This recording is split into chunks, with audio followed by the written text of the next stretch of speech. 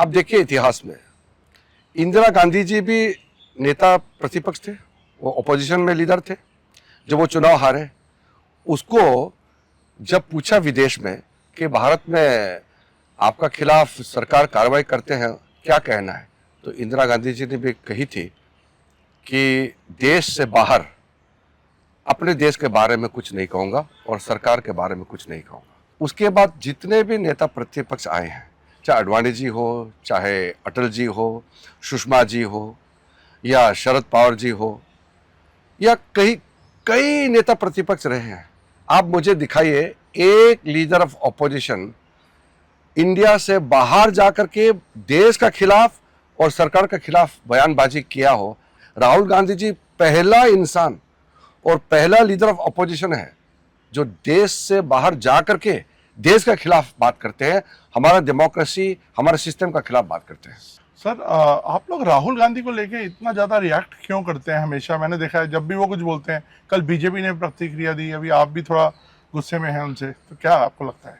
देखिए, मैं राहुल गांधी जी को इसलिए अहमियत देता हूँ, इसलिए इज्जत देता हूँ क्योंकि वो नेता प्रतिपक्ष है। Rahul Gandhi as a person हमारा कोई लेना देना नहीं है, लेकिन नेता प्रतिपक्ष है। मैं संसदीय कार्य मंत्री हूँ। हमारे पार्लियामेंट का लीडर ऑफ अपोजिशन अगर गैर जिम्मेदाराना बात करेंगे तो हमको तो अच्छा नहीं लगेगा। अब देखिए इतिहास में इंदिरा गांधी जी भी नेता प्रतिपक्ष थे, वो अपोजिशन में लीडर थे। जब वो चुनाव हारे, उसको जब पूछा विदेश में कि भारत में आपका खिलाफ सरकार कार्रवाई करते हैं, क्या कहना है, तो इंदिरा गांधी जी ने भी कही थी कि देश से बाहर अपने देश के बारे में कुछ नहीं कहूँगा और सरकार के बारे में कुछ नहीं कहूँगा। उसके बाद जितने भी नेता प्रतिपक्ष आए हैं, चाहे अडवाणी जी हो, चाहे अटल जी हो, सुषमा जी हो, या शरद पवार जी हो, या कई कई नेता प्रतिपक्ष रहे हैं।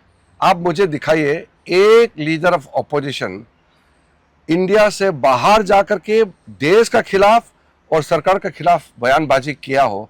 आप मुझे एक दिखाइए। राहुल गांधी जी पहला इंसान और पहला लीडर ऑफ ऑपोजिशन है जो देश से बाहर जाकर के देश के खिलाफ बात करते हैं, हमारा डेमोक्रेसी, हमारे सिस्टम का खिलाफ बात करते हैं। सर, देश पे आते हैं। कांग्रेस और राहुल गांधी ने भी शायद अभी कहीं बोला है कि बिहार में जनता जवाब देगी, जेनजी जवाब देगी आपकी पार्टी को। तो आपको क्या लगता है, जेनजी से जोड़ने की कुछ कोशिश की जा रही है क्या? देखिए, राहुल गांधी जी के मुंह से जेनजी बात निकलना तो शोभा नहीं देते हैं।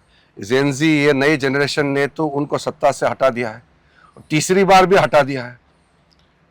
जेनजी का क्या मतलब होता है? नए जनरेशन का नई सोच, ये तो मोदी जी के साथ में है। देखिए, अगर भारत का जेनजी किसी का खिलाफ है तो वो इतना बड़ा देश में एक पार्टी का, एक फैमिली का हाथ में कंट्रोल होना, इसका खिलाफ होगा, करप्शन का खिलाफ है।